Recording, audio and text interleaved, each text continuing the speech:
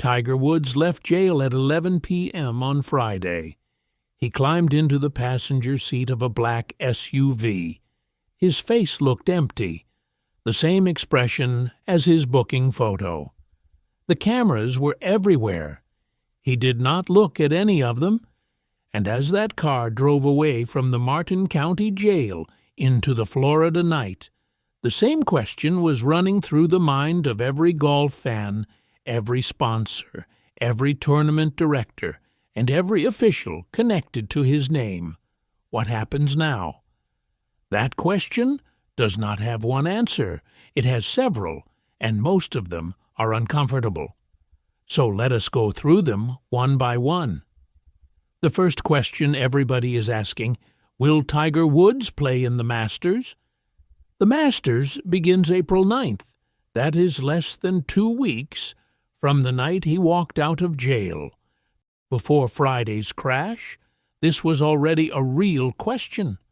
Woods had not played in an official PGA Tour event since the British Open in 2024. He ruptured his left Achilles tendon in March 2025. That kept him off the course for all of last year before he even factored in the back surgery he had in October 2025. His seventh. 7 back surgeries. He is 50 years old.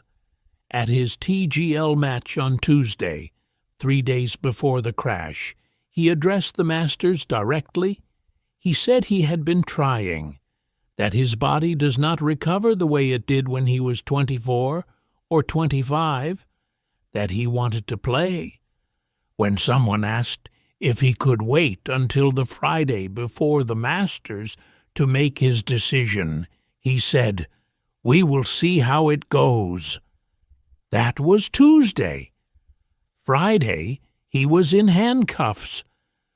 Golf Channel analyst Rex Hoggard said something important after the arrest. He said Woods is still legally allowed to compete in the Masters if he chooses to. The charges he faces are misdemeanors. They do not strip him of any right to travel or compete. The decision is his. But the question now is not legal. It is physical and personal.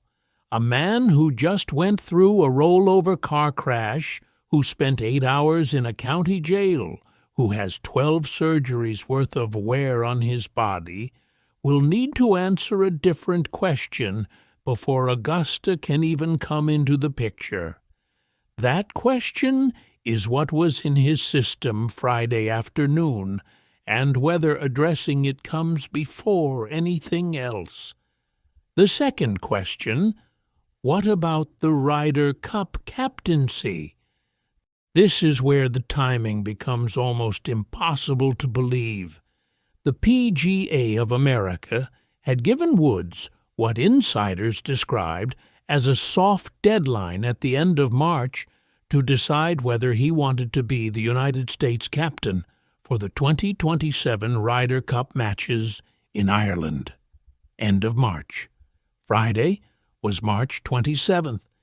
He spent the last few days of that deadline window in a jail cell. The PGA of America did not answer calls from the Associated Press on Friday seeking comment. 2 officials did not respond. That silence tells its own story. What makes this more complicated is that the PGA of America is already dealing with its own credibility problem. The organization came under fire for how it handled unruly fan behavior at Bethpage Park during last September's matches. Adding a captain wrapped in a DUI arrest to that situation is not something any governing body wants to manage.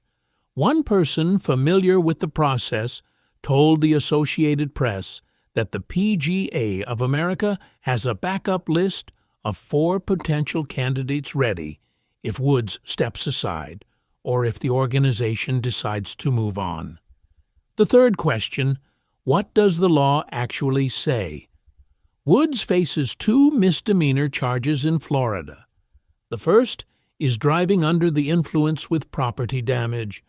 The second is refusal to submit to a lawful test. Here is the legal reality. A DUI conviction in Florida requires proof that the driver was under the influence of a specific substance. Without a urine sample, which Woods refused, there is no toxicology. Prosecutors have the officer's observations of impairment at the scene. They have the crash, but they do not have a substance. A veteran South Florida defense attorney told the media that the DUI charge is unlikely to survive in court for that reason alone. The refusal charge is different. That is a second-degree misdemeanor under Florida law. Maximum penalty is 60 days in jail. For someone with Wood's legal team and resources, this is not an insurmountable legal situation. What it is public. The mugshot is out. The story is everywhere. The fourth question, why did he refuse the urine test? Nobody can answer this for certain except Woods himself, and he has not spoken. But the pattern is informative. In 2017, Woods was found asleep at the wheel of his Mercedes in Jupiter, Florida, at 3 a.m. Toxicology from that incident found 5 substances in his bloodstream: Vicodin, Dilaudid, Xanax, Ambien, and THC, 2 opioids, and 2 central nervous system depressants. He later described it as an unexpected reaction to prescribed medications. He pleaded guilty to reckless driving, completed a diversion program, and checked himself into a private treatment facility. The record was cleared. Then, in 2021, his vehicle left the road in the hills outside Los Angeles at high speed. Serious injuries, no blood draw, no charges. Criticism from observers who felt a less famous person would have been tested. On Friday, he blew 0.00 on the breathalyzer, no alcohol. But the officers saw impairment. They asked for urine. He said no. An addiction medicine doctor who analyzed the case publicly said the presentation, 0 alcohol, visible impairment, points to a central nervous system depressant with high probability. He was not diagnosing Woods. He was describing what the evidence fits. The fifth question, what does this mean for his health? This is the question that the legal analysis and the golf scheduling cannot answer. Tiger Woods has had 12 surgeries across his back and knees. He has lived with chronic pain for most of his adult life as a professional athlete. The medications that manage that kind of pain are genuinely necessary for many patients in his situation. The line between managing legitimate pain and developing a dependency that runs ahead of the original medical need is not always clear from the outside. It is often not clear from the inside either. What is clear is that on a Friday afternoon in March 2026, the most famous golfer who ever lived drove his vehicle at high speed on a residential road, rolled it, and refused to tell authorities what was in his system. That is the third time something serious has happened in a vehicle involving Tiger Woods. Each time, the medical question beneath the surface has been left unanswered. Golf Channel's Mark Rolfing said Woods should step away from golf entirely. Not from this tournament or that event, from golf as a whole, to focus on his health. He said it quietly and directly, not as a judgment, as the observation of someone who has watched this man carry an impossible amount for a very long time. The sixth question, what about everything else? Woods had an appointment scheduled for April 5th in Augusta, Georgia. He was going to stand next to Masters chairman Fred Ridley and unveil a golf course design project at a public municipal course called The Patch. He is also chairman of the PGA Tour's Future Competition Committee, the group responsible for restructuring how the tour operates. CEO Brian Rowlap had said the committee was expected to deliver meaningful progress this summer. Woods manager Mark Steinberg had not responded to any media requests by Saturday. The PGA Tour issued no statement. Augusta National said nothing.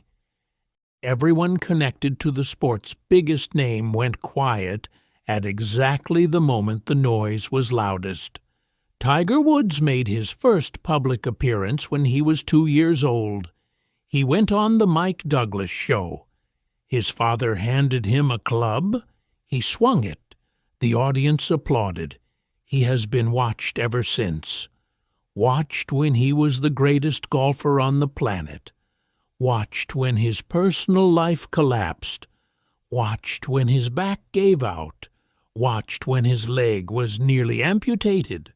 Watched when he won his 5th Masters at 43, and watched on Friday night as he sat in the passenger seat of a car outside a Florida jail, face blank, driving into a future that nobody can see clearly right now. Not his lawyers, not the PGA Tour, not the people who have cheered for him for 30 years. The questions are real. The answers are not ready yet. And the one answer that matters most, the one about whether Tiger Woods is okay, is not one that golf can give him. There is one more thing worth sitting with. Woods said something Tuesday night at TGL that took on a different meaning after Friday. Someone asked him how he was feeling physically. He said this body does not recover the way it did when he was 24 or 25. He said it plainly, without drama. 72 hours later, a rollover crash in the middle of a Friday afternoon.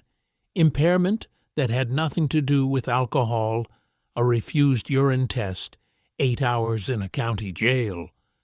Those words carry weight they did not have when he first said them.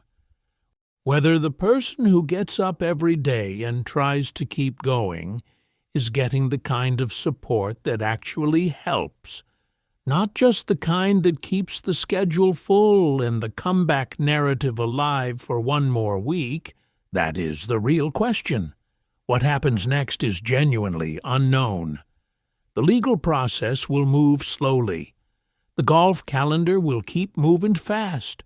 The Masters starts April 9th regardless. The Ryder Cup deadline has passed regardless. The silence from his team, the PGA Tour, and Augusta National will eventually break, and Tiger Woods will eventually say something. When he does, it will matter. Not because of what it means for Augusta or Ireland or the Tour's restructuring committee, but because of what it says about whether the most watched golfer in history is finally getting the help that 72 hours in a Martin County jail on a Friday night in March made undeniable. The number that nobody talks about enough is 683. That is how many weeks Tiger Woods held the number 1 ranking in the world. 683 weeks. The next closest is Greg Norman with 331. Woods nearly doubled it. That number belongs to a different version of a same person who stood by a rolled vehicle on a 2-lane road in Jupiter Island on Friday. The gap between those two realities, 683 weeks at the top, a DUI arrest at 50, is where the real story lives. Not in the legal charges, not in the Masters timeline. In the distance between who he was and what the last few years have done to the body, and the life that carried all of that for so long. Whether golf gets Tiger Woods back in any meaningful way is a secondary concern. Whether Tiger Woods gets Tiger Woods back is the one that actually counts. That is the question.